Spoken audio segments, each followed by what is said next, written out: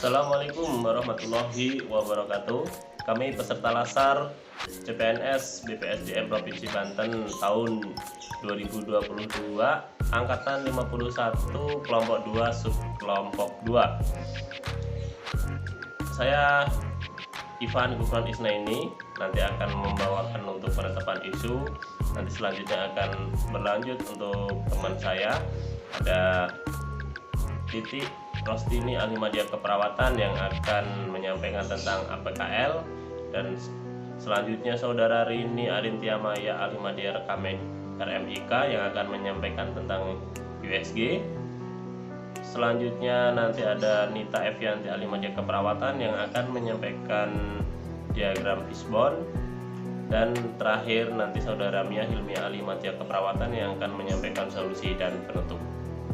Demikian pembuka dari saya. Kita langsung ke pembahasan materi.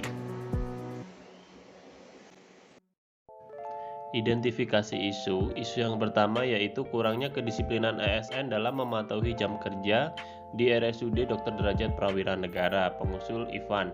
Dampaknya pelayanan terganggu. Pihak terdampak yaitu masyarakat, RS, dan ASN itu sendiri. Selanjutnya yaitu isu kedua, ketidakdisiplinan jam visit dokter ke pasien di RSUD Dr. Derajat Prawira Negara. Dampak program perawatan dan pengobatan terganggu, serta pihak terdampaknya yaitu pasien dan RS itu sendiri. Isu ketiga yaitu ketidakpatuhan pemakaian seragam dan atribut ASN di RSUD Dr. Derajat Prawira Negara. Pengusul Rini. Dampak citra buruk ASN di mata masyarakat. Pihak terdampak masyarakat, RS dan ASN. Isu keempat yaitu tidak optimalnya fasilitas lahan parkir di RSUD Dr. Derajat Prawira Negara. Pengusul Nita. Dampak minat pengunjung RS menurun. Pihak terdampak pasien, keluarga pasien, dan ASN. Selanjutnya isu kelima yaitu ketidakdisiplinan keluarga pasien dalam mematuhi jadwal jam kunjungan atau jam besuk di RSUD Dr. Derajat Prawira Negara. Pengusul Mia. Dampak mengganggu jam istirahat dan tindakan perawat. Pihak terdampak pasien, keluarga pasien, dan ASN atau perawat itu sendiri. Baik, ke pembahasan selanjutnya. Analisis isu dan penetapan core issue. Isu ini dinilai dengan menggunakan teknik APKL skala Likert, yaitu dengan nilai rentan 1 sampai dengan 5. 5 berarti memiliki nilai sangat kuat, 4 kuat, 3 sedang, 2 kurang, dan 1 sangat kurang. Teknik analisis APKL. Parameter teknik analisis APKL yaitu dengan poin aktual merupakan isu yang sering terjadi atau dalam proses kejadian sedang hangat dibicarakan di kalangan masyarakat. Problematik yaitu isu yang memiliki dimensi masalah yang kompleks sehingga perlu dicarikan segera solusinya. Kekalayakan merupakan isu yang secara langsung menyangkut hajat hidup orang banyak. Dan layak merupakan isu yang masuk akal dan realistis serta relevan untuk dimunculkan inisiatif pemecahan masalahnya. Dari kelima isu yang kami angkat, yang memiliki skala nilai tertinggi, yaitu dengan skor 17, terdapat pada isu nomor 1 dengan peringkat pertama, yaitu isu dengan judul kurangnya kedisiplinan ASN dalam mematuhi jam kerja di Rumah Sakit Dr. Derajat Prawira Negara. Berdasarkan hasil analisa dari teknik APKL menghasilkan 3 isu teratas, maka selanjutnya 3 isu tersebut akan dianalisa kembali dengan menggunakan teknik analisa lapisan USG. USG merupakan singkatan dari urgensi, seriousness, dan growth. Urgensi yaitu suatu masalah dinilai berdasarkan mendesak atau tidaknya masalah tersebut untuk segera diselesaikan dengan mempertimbangkan dampak terburuk yang akan terjadi apabila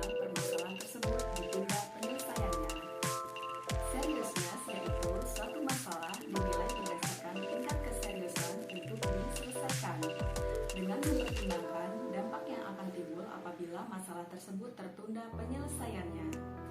Growth yaitu suatu masalah dinilai berdasarkan prognosis atau ada tidaknya perkembangan yang baik apabila permasalahan ini dijadikan sebagai prioritas utama untuk diselesaikan.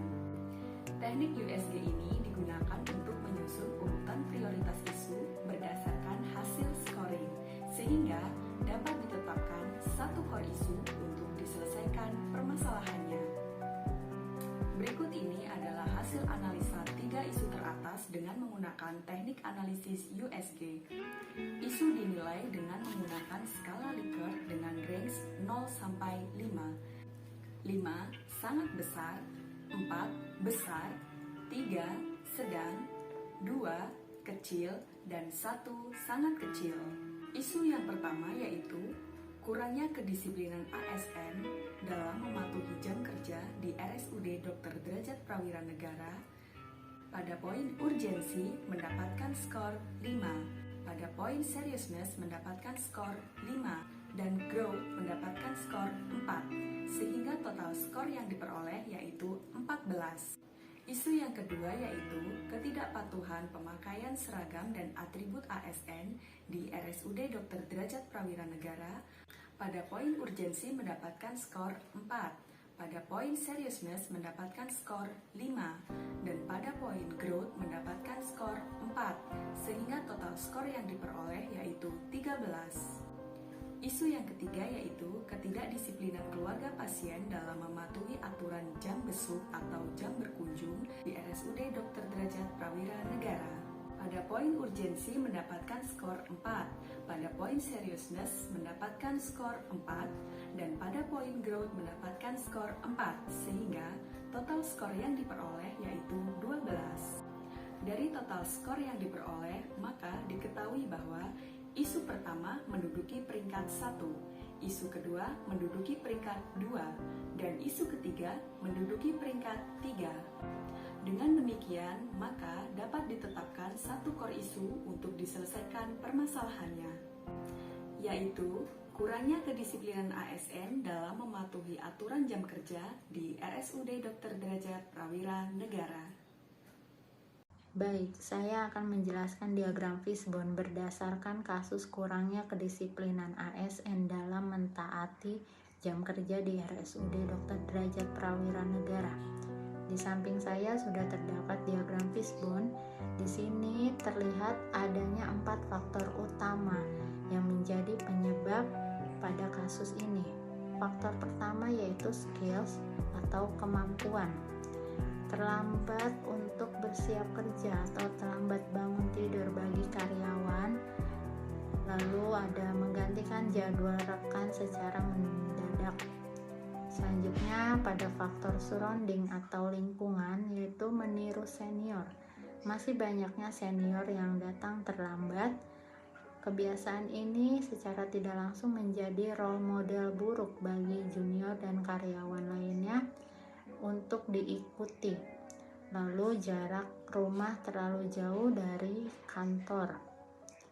Kemudian pada faktor suppliers, di sini masih kurangnya kesadaran ASN untuk datang tepat waktu. Lalu pada faktor sistem atau metode, di sini tidak adanya reward untuk ASN yang mematuhi aturan jam kerja, sehingga ASN tidak termotivasi untuk datang tepat waktu. Kemudian sanksi atau punishment tidak konsisten dijalankan, sehingga masih banyak ASN yang menganggap sepele hal ini. Lalu alat fingerprint, meskipun sudah diterapkan absensi dengan menggunakan fingerprint, namun optimalisasinya dalam alat untuk menentukan karyawan datang terlambat atau tidaknya masih kurang optimal.